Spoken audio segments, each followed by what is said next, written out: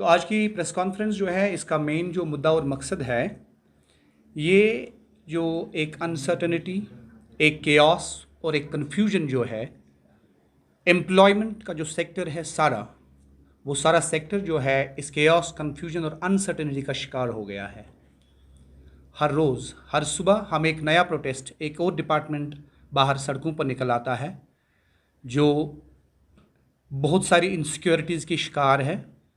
और इसमें लेटेस्ट जो ऐड हो गया है वो जो अभी हमारे वोकेशनल ट्रेनर्स जो 2016 में अपॉइंट हुए थे और 2022 में एक और बैच भी उसमें ऐड हो गया।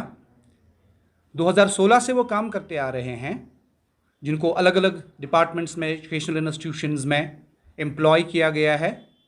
इतने सालों से काम करने के बावजूद भी अभी तक जो उनका एम्प्लॉयमेंट पॉलिसी जो है उसके बारे में कोई भी शफाफियत नहीं है, कोई भी क्लैरिटी नहीं है। वो सारे हमारे पढ़े लिखे लोग तजज़ुब और गैर यकीनी सूरत हाल का शिकार हो गए हैं। आज पिछले दिनों से वो प्रोटेस्ट पर बैठे हुए हैं प्रेस कॉलोनी में। पहले ही FAA वाले प्रोटेस्ट पे है, उससे पहले सब इंस्पेक्टर पोस्ट जो है उसके सारे जो मसाइल है।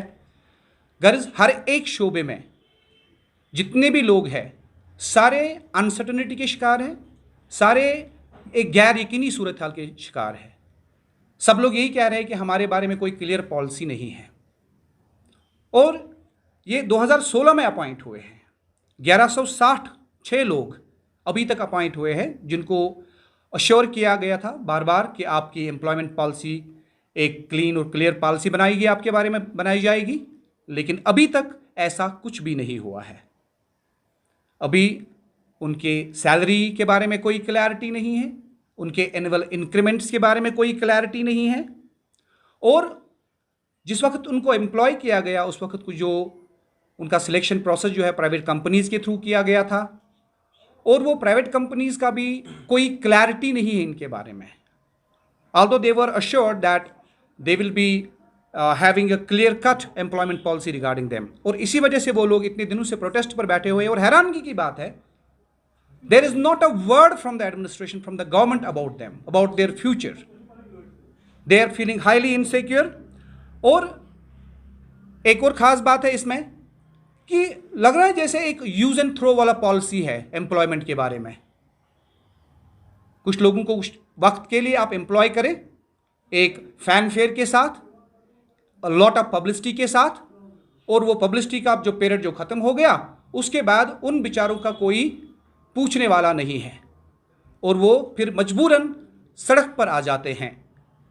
आप देखते हैं हर आए दिन यहाँ पर एक और डिपार्टमेंट जो है वो इस प्रोटेस्ट के इस सैलाब में शामिल हो जाता है। हमारी बात ये है कि गवर्नमेंट तो बिल्कुल क्लूलेस लग रही है, जैसे कुछ हो ही नहीं रहा है। There is a flood of protest from every side. हर एक जगह लोग जो है वो बिल्कुल परेशान हैं, उनको कोई भरोसा नहीं है, कोई उम्मीद नहीं है कि वो जो कर रहे हैं क्या इससे उनका फ्यूचर सिक्योर है, क्या जिन डिपार्टमेंट्स के लिए वो काम कर रहे हैं वो डिपार्टमेंट्स भी खुद भी क्लूलेस है कि ये लोग कौन है, ये लोग क्यों है, इनका क्या है, आगे का फ्यूचर का प्लान क्या है। Nobody knows. ये बोलने आए हैं that the government must come clean on these issues. They should be very clear about them. They are not disposable things, they are human beings.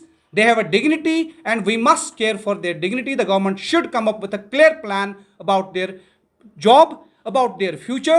They should shun this, this use and throw approach regarding the educated people who invest their life in getting some particular specific, professional trainings, and then they are employed without any kind of assurance, without any kind of promise।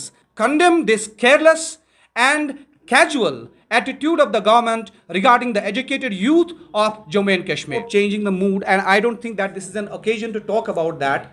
What I understand is that, see, I have always said, maintained that there are some basic issues, whether there is Article 370 or there is not an Article 370, whether there is peace or whether there is war।